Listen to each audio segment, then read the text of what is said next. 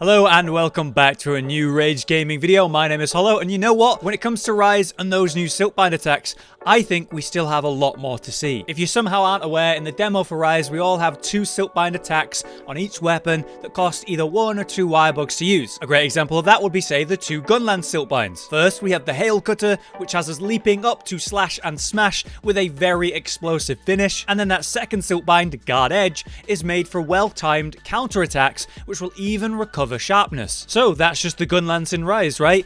Nope. In the official trailer for Wyvern Riding, our most recent trailer, we saw this surprise Gunlance ability in which the hunter launches themselves flying forward for what is great gap closing and then dealing a powerful hit on landing. That is certainly not something we can do in the demo and seems like a new potential Silkbind ability comparable to, say, many other leaps like the Insect Glaives version. If you think about it, we could categorize the Silkbinds into 4 types, right? The ones we've seen so far anyway, for direct attacks, counters, evasions, or empowers. Direct attacks will be like Hammer's Impact, literally used just to deal damage, and that's its purpose. While the Insect Glaive has a backwards leap that does provide some iframes to evade incoming blows. We have various counterattacks like the new Longsword Silkbind, or the more weighed down counterattacks from like Charge Blade or Heavy Bowgun. Lastly, both the Great Sword and Bow have a great example of an Empower Silkbind, where you increase the damage you're going to deal for a short period. The only other type of Silkbind we've been seeing so far in the demo, at least, are ones that are more of a mix of these, like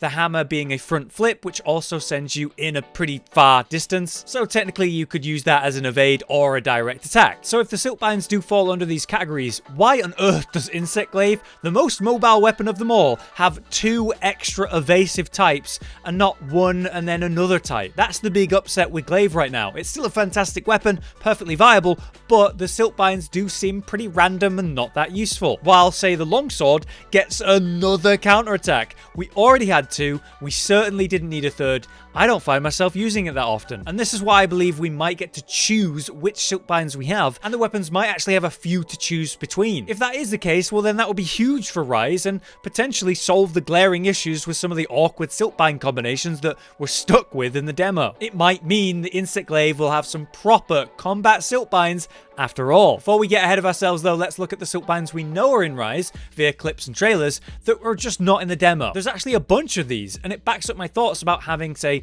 a loadout of your choice when it comes to Silkbind attacks. Firstly, yes, we have the Gunlance Leap, which seems to be a great gap closer and also, you know, could be used for evasion. But what about the other Gunlance Silkbind that we saw quite a while ago in the first trailer? It appears to be a raw attack or maybe even a counter where the wirebug is outstretched and then pulls us forward, and upon either blocking a hit, dealing a return hit, or just throwing out the hit and getting some sort of hyper armor. I mean, Gunlance does already have a type of counter, so it'd be weird to have another, so maybe this is just more of a direct attack. This clip, like I said though, does come from the very first trailer, so we've known about it for a long time. And yeah, the Gunlance in this clip looks sick. At first I thought maybe it was a new weapon when I first saw the trailer forever ago, but I'm pretty sure it's just the Kimura Gunlance. Speaking of lances, the other lance has a similar wirebug attack, which will drag you forward at high speed, but in this case we will thrust out with a lance, and it seems like we can do it multiple times. Like the current big leap Silkbind, where you attach your kunai and then just bounce around a lot. Perhaps this costs just 1 wirebug, so you can technically do it twice.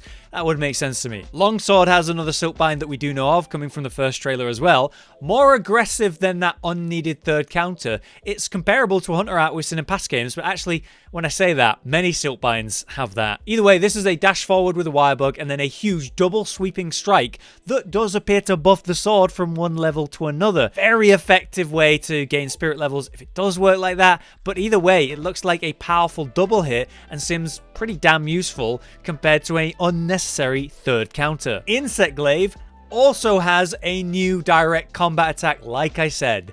It's a plunge attack, kind of like what I was suggesting in my Insect Glaive video. Activated from the air, we pull ourselves straight down with a wirebug and do a plunge attack. A genuine, relevant, actual combat Silkbind for the Glaive that encourages the use of aerial gameplay, which is exactly what it needs. That would be perfect, and if it means I need to remove one of those unnecessary evasive Silkbinds, then I'm all for it. This attack is very comparable to the plunge the Glaive has in Iceborne, but like the Helm Splitter of Longsword, it's now tied behind a Silkbind. So Glaive users, we actually have a bit of hope. Now Switch Axe has that leaping uppercut style hit from a wirebug pull, and then a follow-up dash forward with a huge piercing thrust, moving at pretty insane range and speed coming down. A lot of people thought this was greatsword when I originally talked about this in the trailer 2 coverage, but no, this is a switch axe after all. Light Bowgun gets an insane mobile Silkbind, letting us hyper slide to the side at massive range and shooting while we're going. It's like the base movement of Light Bowgun, but powered up even more,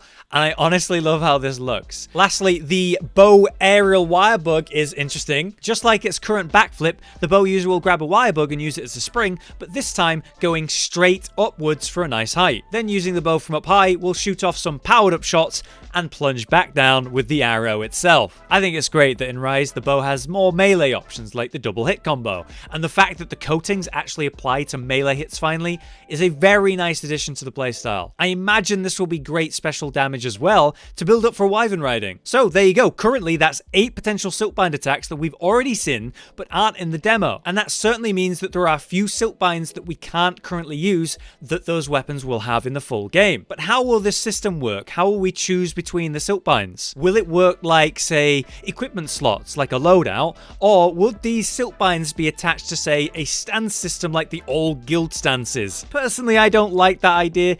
I'd rather be free to swap between them in a loadout system than being locked to only specific Silkbinds when I'm in, say, aerial stance. I mean, what do you think? Do you think it's likely we'll have a loadout system, or do you reckon the stances are going to come back and the Silkbinds are going to be attached to that? Either way, that is a lot we have not been shown when it comes to Silkbinds and how they're going to affect the weapons core gameplay, and I reckon there's a lot more. This should give hope to the weapons that have had a bit of a disappointing showing in the demo, like Insect Glaive, and actually even more potential for the weapons that do already have a good set in the demo. I mean, Longsword can literally only get better with these potential changes, and it's already top of the pack for speedrunning. I mean, that's awesome. Anyway, I'm looking forward to hearing your thoughts about this. Let me know what you think and how it'll work. I've been Hollow, you've been you, and I'll see you next time.